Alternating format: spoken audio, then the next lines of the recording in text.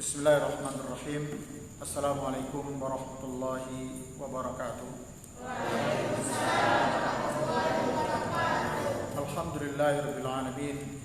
Wassalatu wassalamu ala asyrafil anbiya'i wal mursalin wa ala alihi wa sahbihi ajmain. Asyhadu an la ilaha illallah wahdahu la syarika lah wa asyhadu anna Muhammadan abduhu wa rasuluhu sallallahu alaihi wasallam. La haula wa la quwwata illa billah. Hadirin anak-anak sekalian yang dirahmati Allah Subhanahu wa taala, kita bersyukur kepada Allah atas segala limpahan rahmat serta berbagai karunia-Nya kepada kita semua. Salawat dan salam semoga senantiasa tercurah kepada Nabi Rasul yang mulia Muhammad Rasulullah sallallahu alaihi wasallam. Allahumma shalli wa sallim wa barik alaihi. Pada malam hari yang mulia ini kembali kita melanjutkan kajian tafsir Al-Asas.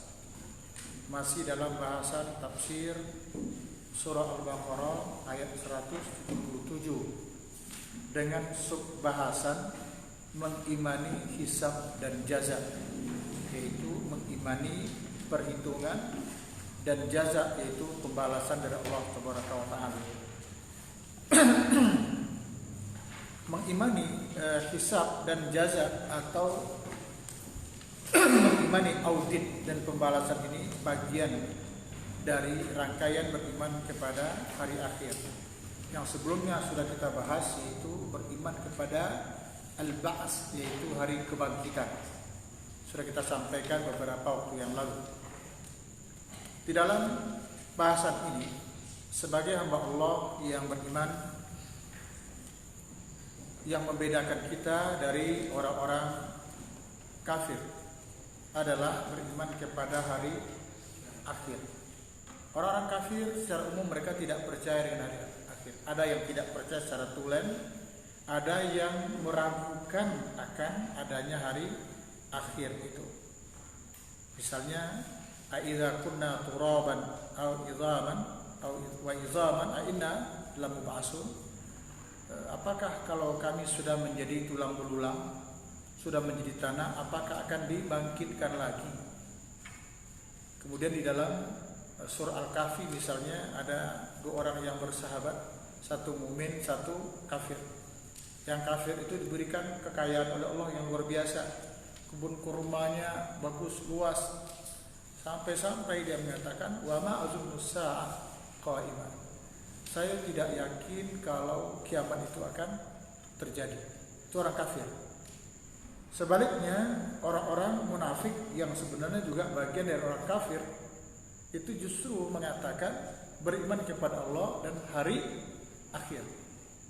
Walaupun itu diucapkan hanya sebatas ucapan, tidak bagian dari keyakinan mereka. Seperti yang sering dibaca oleh imam kita di dalam salat jahar, surah Al-Baqarah, di awal-awal Al-Baqarah disebutkan, wa minan nasi may yaqulu amanna billahi wa bil yaumil akhir. Di antara manusia ada yang mengatakan kami beriman kepada Allah, kami beriman kepada hari akhir. Padahal kata Allah, wa ma hum bimu'minin. Hakikatnya mereka tidak beriman. Tetapi karena mereka tahu umat Muhammad itu diperintahkan beriman kepada Allah dan hari akhir, maka mereka juga mengatakan seperti itu. Paling tidak di hadapan Rasulullah dan di hadapan para sahabat Rasul ketika itu. Mereka mengatakan beriman kepada Allah dan hari akhir. Sementara kita itu sudah merupakan keyakinan kita. Satu di antara sekian rukun iman. Berapa sekiannya itu? 6. Adalah beriman kepada hari akhir. Dalam urutan rukun iman kita, iman kepada hari akhir itu adalah urutan yang kelima. Berdasarkan hadis, antu'mina billahi wa malaikatihi wa kutubihi wa rusuli wal yaumil akhir. Iman adalah kamu beriman kepada Allah, ya kan? Beriman kepada kitabnya, rasulnya, beriman kepada hari akhir, dan beriman kepada takdir. Ya, jadi iman kepada Allah, malaikat, kitab, rasul. Iman kepada hari akhir memasuki urutan yang ke Karena yang keenamnya wa antu'mina bil qadri khairi wa syarri, yaitu beriman kepada takdir, apakah itu baik atau buruk. Jadi satu pun dari rukun iman yang 6 itu yang diingkari atau yang diragukan, maka iman seseorang bisa rusak, bahkan bisa batal. Ini konsekuensinya luar biasa. Nah, baik, kita lanjutkan. Pada bahasan ini adalah beriman atau mengimani hisab dan jaza, pembalasan. Hisab itu bahasa kita perhitungan, bahasa modernnya itu audit, ya, itu hisab, audit. Ya, ada keuangan di satu yayasan, di satu lembaga, ada pemasukan dan pengeluaran, sinkron nggak antara pemasukan dengan pengeluaran? Nah, itu perlu diaudit. Makanya ada istilahnya akuntan publik, diaudit oleh seorang akuntan yang memang diakui oleh publik, oleh masyarakat. Ini yayasan atau badan ini ya, berjalan nggak seperti yang seharusnya, atau ada penyimpangan dana. Di kita ada BPK, ya, BPK. Ada lagi tingkat bawahnya BPKP. Itu masalah audit, itu audit keuangan. Ada lagi BPK, kerjanya mengaudit juga. Nanti hisab itu adalah audit. Setiap manusia akan diaudit, akan diperiksa secara jeli dan teliti oleh Allah, tentu melalui para malaikatnya nanti di yaumul kiamat. Dan itu pasti. Nah, setelah diaudit, bukan hanya diaudit, tapi nanti ada namanya jaza, ada pembalasan.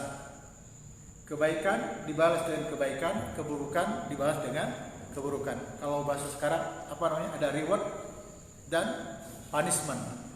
Ada penghargaan, tapi juga ada hukuman bagi yang tidak benar. Tentang kewajiban kita untuk mengimani adanya hisab ini, Allah abadikan. Silakan tengok tafsirnya halaman 116. Allah berfirman di dalam surah Al-Ghasyiyah, "Inna ilaina iyabahum, thumma inna alaina hisabahu." Inna ilaina iyabahum, sesungguhnya kepada kamilah mereka kembali, kata Allah. Ini Allah yang berfirman. Inna ilaina iyabahum, sesungguhnya kepada kamilah mereka kembali. Sama maknanya inna ilaina marji'uhum. Nah, itu sama seperti itu. Kepada kamilah tempat mereka kembali. Summa inna alaina hisabuhum. Kemudian kata Allah, sesungguhnya atas kamilah hisab mereka. Atas kami itu bahasa, kalau dibawa alaina dalam bahasa kita itu kewajiban kami. Tetapi ini kaitannya dengan Allah. Tentu tidak mungkin kita menerjemahkan kalau Allah mengatakan sesungguhnya kewajiban kami menghisab mereka. Masya Allah. Kalau berkaitan dengan kewajiban Allah, lalu siapa yang mewajibkan Allah? Kan tidak ada. Paham? Kalau malaikat punya kewajiban, oke, karena memang ada yang mewajibkan Allah. Kalau kita punya kewajiban, iya, karena memang ada yang mewajibkannya Allah. Tapi kalau Allah punya kewajiban, emang siapa yang bisa mewajibkan Allah? Tetapi selalu terjemahkan inna summa inna alaina hisabahum, sesungguhnya hak kami, tanggungan kami, ya terserah kami, gitu. Jadi tanggungan kami untuk menghisab mereka, untuk mengaudit mereka. Apa aja yang diaudit? Segala bentuk perbuatan. Makanya nanti hasil auditnya akan ditampakkan oleh Allah nanti di yaumul kiamat pada hari mizan. Pernah mendengar mizan? Nanti di mahsyar itu ada hisab, tempat manusia diaudit. Ada juga nanti mizan. Mizan itu adalah hari ditampakkan segala catatan amal mereka. Kalau di audit itu kita tidak tahu ya apa nanti hasil audit, kita tidak tahu. Catatannya seperti apa? Kuning kah? Hitam kah atau merah didapatkan, kita tidak tahu. Nah, ketika mizan itu ditampakkan segala amal perbuatan mereka. Seperti itu. Yang secara umum mizan itu diartikan timbangan. Salah satu bentuknya Allah berfirman, "Faman ya'mal misqala dzarratin khairan yarah." Kalau berbuat kebaikan sekecil apapun itu akan diperlihatkan. Setelah diperlihatkan beri balasan. Sementara keburukan, "Wa may ya'mal misqala dzarratin syarran yarah." Keburukan sekecil apapun yang dilakukan akan diperlihatkan. Tentu bukan hanya diperlihatkan tok, tapi ada konsekuensinya, ada hukuman yang harus diterima. Jadi itulah hisab. Ya. Kemudian di dalam Al-Qur'anul Karim surah Al-An'am ayat 160 digambarkan oleh Allah Taala di dalam firman-Nya, "Man jaa'a bil hasanah falahu asru amsalihha." Tengok, "Man jaa'a bil hasanah." Barang siapa yang berbuat satu kebaikan, falahu asru amsalihha, maka dia mendapatkan 10 kali itu. Masalahnya apa? Dibalas 10 kali lipat. Wa man jaa'a bis-sayyi'ah fala yujza illa mislaha wa hum la yuzlamun. Barang siapa yang berbuat satu keburukan, tidak diberikan balasan kecuali seperti yang dilakukan. Artinya apa? Satu berbuat, satu balasan. Berbuat satu keburukan, satu balasan. Tapi kalau buat satu kebaikan dibalas 10 kebaikan. Begitu sayangnya Allah Tabaraka wa Ta'ala. Kemudian anak-anak sekalian, ada sebuah hadis sahih dikeluarkan oleh Imam Al-Bukhari di dalam kitab sahihnya, ya. Disebutkan Ibnu Umar meriwayatkan di mana Rasulullah sallallahu alaihi wasallam bersabda,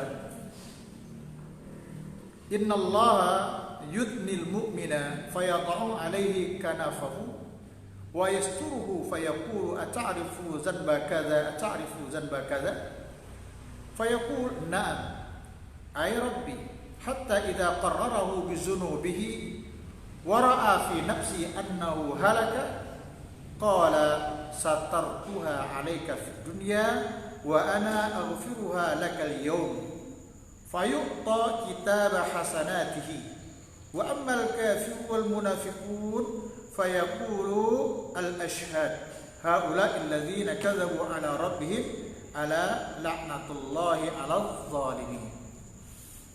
Rasulullah SAW bersabda dalam hadis Bukhari disebutkan, "Innallaha yubni al-mu'mina." Sesungguhnya Allah nanti pada hari kiamat akan mendekatkan orang-orang yang beriman. Orang mukmin didekat-dekatkan semua, ya. Fayadhum 'alaihi kanafahu. Lalu Allah letakkan semacam penutup, ya, seperti penutup di atas mereka, ditaruh. Wallahu alam. Ini untuk gambaran sederhana aja, ya.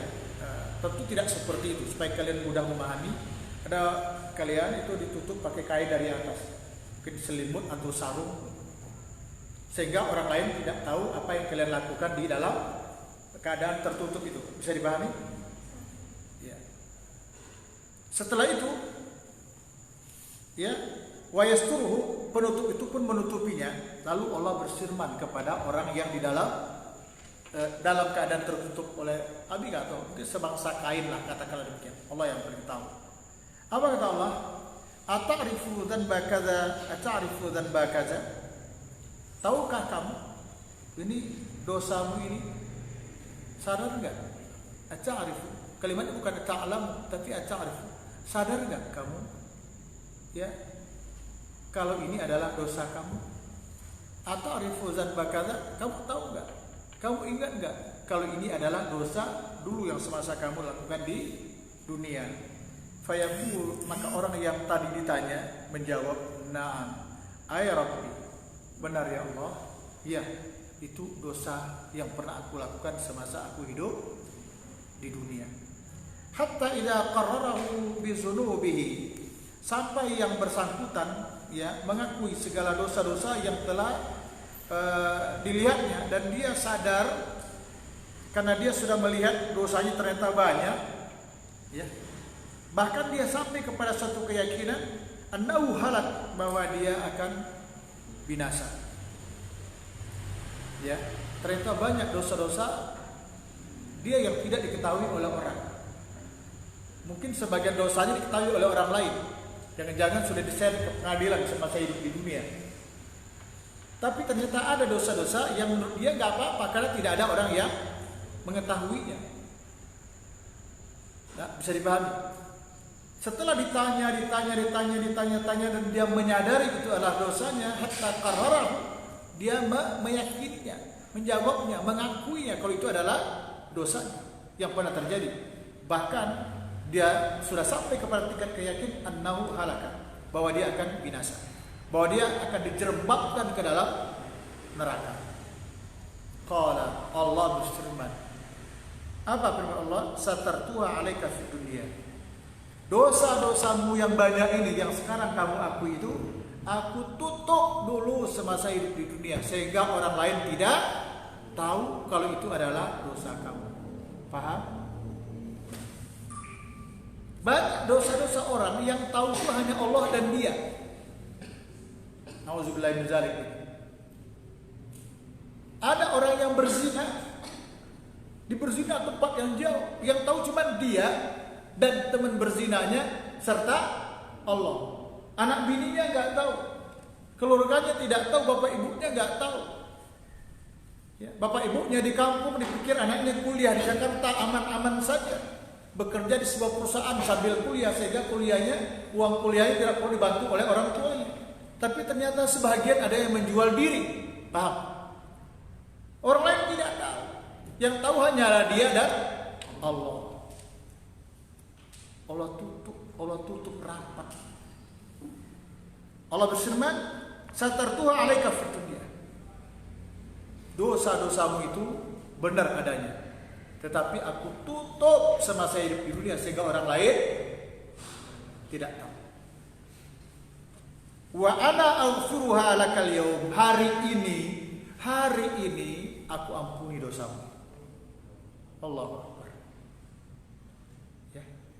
Makanya anak-anak sekalian, jangan pernah bangga berbuat dosa. Jadi banyak yang jujur aja ya, habis secara pribadi, apalagi para ulama-ulama yang ahli. Itu menyedihkan menengok sebagian orang-orang yang sudah banyak berbuat maksiat,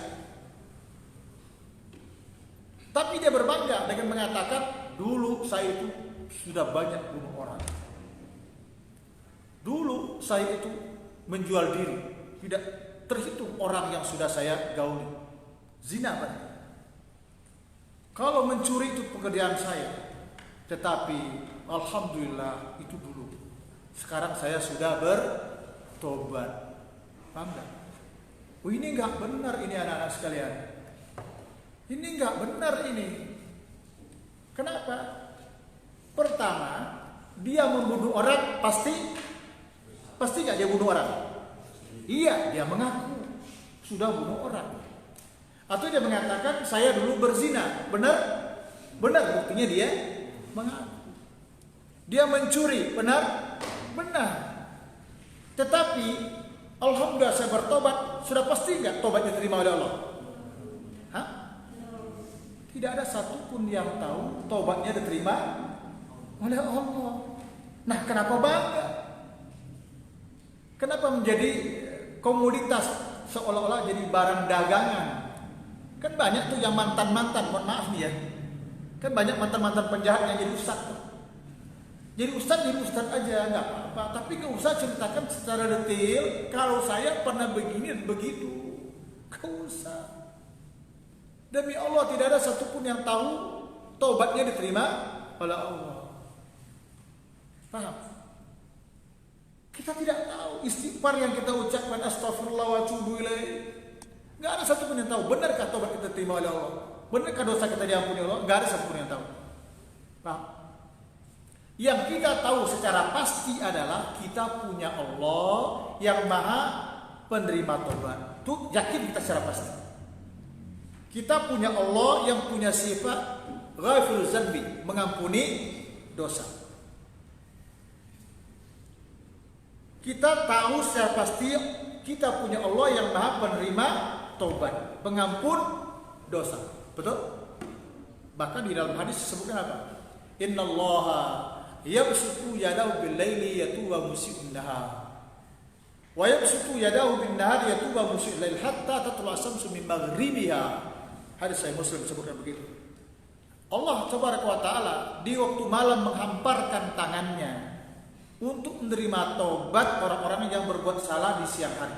Mungkin siang hari ini banyak dosa, maling atau apa. Di malam harinya kalau dia bertobat, Allah terima. Itu hadisnya. Dan Allah menghamparkan tangannya di waktu siang untuk menerima taubat orang-orang yang berbuat maksiat, berbuat salah di waktu malam. Keadaan seperti itu terus berjalan sampai kapan? Hatta tatlu'a syamsu min maghribiha, sampai matahari terbit dari barat. Berarti sampai yaumul kiamat. Begitu pengampunnya Allah. Tapi untuk Darwis Abu Baidah, pastikah dosanya diampuni oleh Allah? Saya berharap dosa saya diampuni oleh Allah. Iya. Saya takut dosa saya tidak diampuni oleh Allah. Iya. Saya yakin saya punya Allah Maha penerima taubat, Maha pengampun. Iya. Tetapi secara matematika kita tidak tahu secara pasti dosa kita diampuni oleh Allah atau tidak. Berharap iya. Bisa dipahami? Jelas ya? Karena itulah Rasul memberikan contoh. Kalau bertobat itu berapa? Kalau kita diajarkan doa pagi sore berapa? Satu hari 100. Astagfirullah wa atubu ilaih, astagfirullah wa atubu ilaih, astagfirullah 100 kali itu pagi. Rasulullah istighfarnya antara 75 sampai 100 kali dalam sehari. Kalau kita yakin istighfar kita langsung terima, loh ngapain harus banyak-banyak juga? Satu kali astagfirullah wa atubu ilaih cukuplah. Rabbighfirli ketika duduk antara sujud cukuplah. Tapi karena kita berharap diampuni dan khawatir tidak diampuni, maka itu dibaca berulang-ulang. Allah katakan, ini dosa kamu. Satar Tuhan, aku tutup dulu semasa hidup di dunia. Wa ana aghfiru lakal yaum, hari ini saatnya aku ampuni. Makanya anak-anak sekalian, ya, menyebut kejelekan kita kepada orang itu dosa. Misalnya kalian tidak tahu kalau Abi misalnya dulu mantan dukun, kan tidak tahu kalian. Tapi dari Abi cerita, masa Abi itu dukun loh dulu. Hah? Tapi sekarang Abi udah bertobat. Dukunnya pasti, tobatnya pasti gak terima. Belum pasti. Paham? Jangan-jangan ada jamaah anak-anak sekalian mengatakan, ternyata Abi dukun juga ya dulu ya. Hancur lagi. Paham? Jangan pernah menceritakan keburukan kita kepada orang lain. Sebagaimana kita tidak boleh pula menceritakan aib orang kepada orang lain. Jaga itu. Ya. Makanya ada sebagian ulama menyebutkan, ya, berzina itu dosa besar. Tapi menceritakan dirinya sebagai penzina dulu, walaupun dengan alasan sudah bertobat, itu dosanya lebih dahsyat dibandingkan dosa berzina itu. Kenapa? Seolah-olah dia tidak takut kalau dia pernah melakukan zina. Seperti dia tidak menyesal, walaupun dengan alasan sudah bertobat. Nah, oleh karena itu, subhanallah, kita bersyukur kepada Allah Tabaraka wa Ta'ala, ya, kepada Allah yang begitu maha penerima tobat atas tobat yang kita lakukan. Dan tentunya kita berharap agar tobat kita diterima oleh Allah. Jika kita berdosa, semoga diampuni oleh Allah. Nah, setelah Allah mengatakan ini dosa kamu dulu, sekarang aku ampuni, hari ini aku ampuni, kata Allah. Lalu disebutkan fayu'ta kitabah hasanat, lalu diberikanlah catatan amal kebaikan. Diberikan apa ayatnya? Wa amma man utiya kitabahu bi yaminihi. Ada orang yang mendapatkan kitab dari sebelah kanan. Umuqra'u kitabiyah. Senang dia. Senang banget, sembringan. Jangan-jangan dia enggak baca, tapi disuruh orang lain membaca. Baca. Kayak kalian mana keluar? Kalau rapor kalian ranking 1, malu nggak ngambil rapornya? Enggak. Bila perlu rapor 2 hari nggak balik nggak apa-apa, karena orang lain mau nengok. Saking senang. Ha umqra'u kitabi. Baik. Wa ammal kafirun wal munafiqun. Adapun orang-orang kafir, orang-orang munafik, fayaqul, Allah berfirman, al-ashhad. Ya, saksikan. Lihat, ketahuilah. Ya, haula'il ladzina kadzabu 'ala rabbihim. Inilah dulu orang-orang yang mendustakan Allah. Orang munafik, orang kafir, inilah orang-orang kelompok-kelompok yang mendustakan Allah, mendustakan kebenaran, termasuk mendustakan para nabi, mendustakan para malaikat, mendustakan kitab Al-Quran, bahkan tidak jarang juga mendustakan hari akhir, hari kiamat. Kata Allah, ala laknatullahi ala al-taibin.